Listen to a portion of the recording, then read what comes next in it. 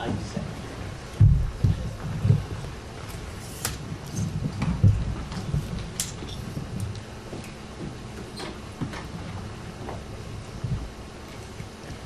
Well, good afternoon, everyone. Pleased to be with you. We're here today to call for what we've been calling for since the start of the year: transparency and accountability. What we've seen from this administration, starting back with the appointment of Michelle King, who had the scruples and the moral compass to say, no, I will not allow DOGE to have access to people's personal data and information, which has been sacred within the Social Security Administration. I want to commend Michelle King for standing up for what was right and resigning rather than allow DOGE to rummage through more than 300 million Americans' personal accounts. We then issued, Mr. Neal and myself, a resolution of inquiry to bring Elon Musk and to bring DOGE before the Ways and Means Committee, so that we could question them on why they were in Social Security and why they were after these records. It's not coincidence, by the way, from my perspective, that President Trump asked him to find $2 trillion. Some of you may recall that. It's no coincidence that Social Security has a trust fund that's $2.7 trillion of the people's money, and why that data is so important, and why Republicans continue to protect Mr. Musk and his associate, Mr. Davis, and have not responded. In fact, changed the rule after they didn't show up. They changed the rule on resolutions of inquiry and suspended it till September. At which point, again, now hearing as we're continuing to call on accountability, the whistleblower steps forward and says that DOGE has been in there and taken the information and data and placed it in an insecure cloud. We want to hear publicly from these individuals. We want to hear publicly from the whistleblower. We want to hear publicly from Elon Musk and Steve Davis. And again, issued an inquiry of resolution. The Republicans then again voted it down until this March. Again, when it will sunset and be available again.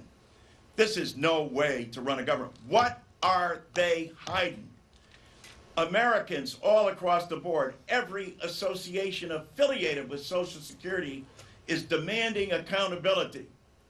And Republicans continue to shield. Thank God for the press and Politico, who in combing through the documentation found out last Friday that in fact the administration has already admitted to what they said they weren't doing, what the current Social Security administrator said would never happen, that they have been giving information to private agencies.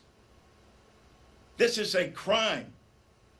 This needs the fullest investigation across all committee jurisdictions. So Ways and Means, House Administration, Judiciary, Oversight and Review, all should be involved in this. We are going to demand subpoenas and demand accountability. But frankly, they're going to probably try to pull the same thing again and say, no, resolution of inquiry is no longer a rule.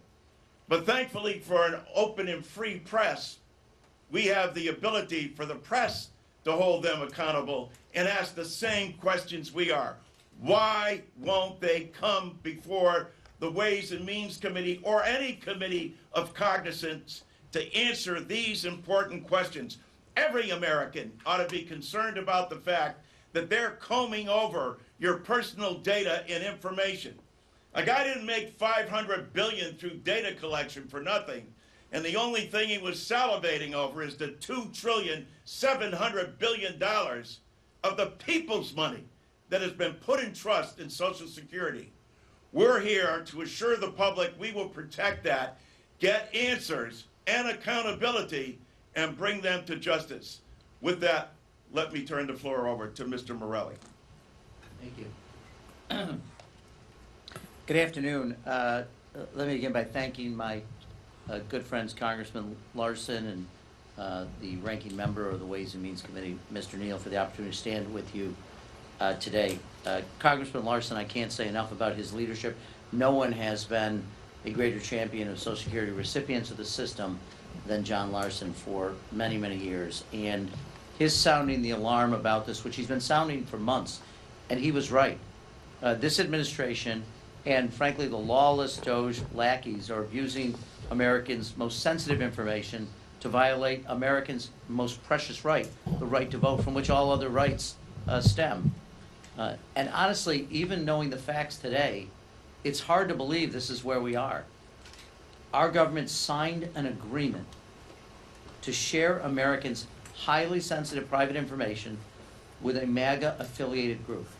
Let me say that again because it is so astonishing to think about. Our government signed an agreement to share Americans' highly sensitive private information with a MAGA political affiliated group.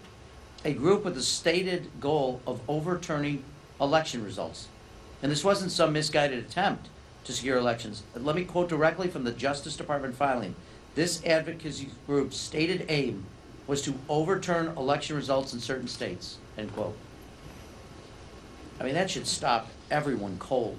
That's why I'm up here, and I don't have the great privilege of serving on the Ways and Means Committee, sadly. Right. I'm an appropriator, but I am the ranking Democrat on the House Administration Committee, and our jurisdiction is federal elections. We are not going to, we cannot, we will not let this go unchallenged. We already knew that DOGE had little respect for the law. Now, thanks to the leadership of Congressman Larson and Ranking Member Neal and a courageous whistleblower, we know these abuses went even further and crossed directly into the realm of election interference. This isn't some far-off Beltway problem. This isn't a Washington problem. This affects real people where they are in their communities. Social Security data is how seniors receive benefits, how veterans are identified, how workers are tracked, and how voters are verified. That data in the wrong hands can be used to discount your vote. It can be used to challenge voters, purge voter rolls, and spread lies that undermine the confidence in our elections. But we should not be surprised by these actions because there's a clear pattern here, pattern we confront every day. President Trump has already tried to steal one election, and he's doing everything he can to undermine the integrity of the next one. This is the same administration that pressures states for voter rolls and sues states that refuse illegal demands. And this isn't partisan. This is not about Democrats or Republicans. It should concern every single American who values privacy, fairness, and ultimately the right to vote. We will not let this stand. House Democrats will continue to demand accountability, transparency, and strong protections for our elections and our democracy.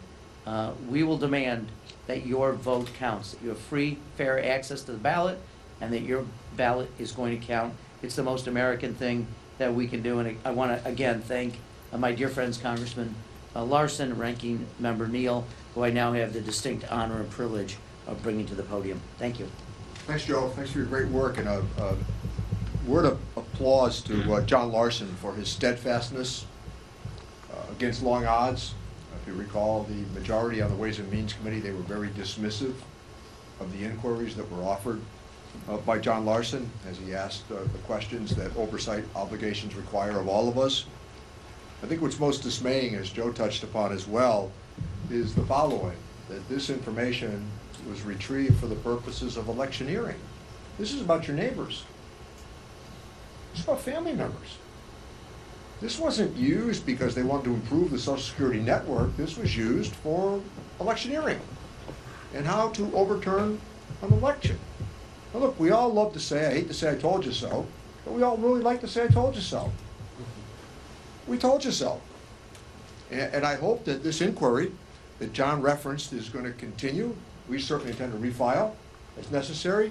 And I think the point that's important here from what media did with this was the following. This was not about something that came from the Democratic Congressional Campaign Committee.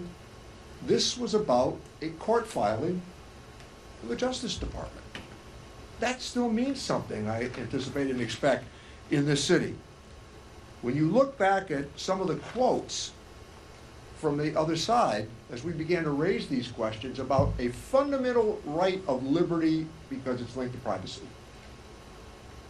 When we raised these points, one member said Democrats are attempting to undermine the critical work that is being done by President Trump to root out waste, fraud, and abuse across the federal government. That is not the case, quote, with DOGE and the employees running it. Well, now the evidence points in a substantially different direction as it relates to what was suggested. All they have to do is bring in the whistleblowers, bring in the Justice Department, and bring in the Social Security Administration to have a full vetting of precisely what happened and why. In a court filing, a reminder, you don't get to say, well, maybe this happened or maybe that happened. That's information that is usually sought under oath from the respective parties. So in this instance here, I want to again thank John and certainly acknowledge Joe as well.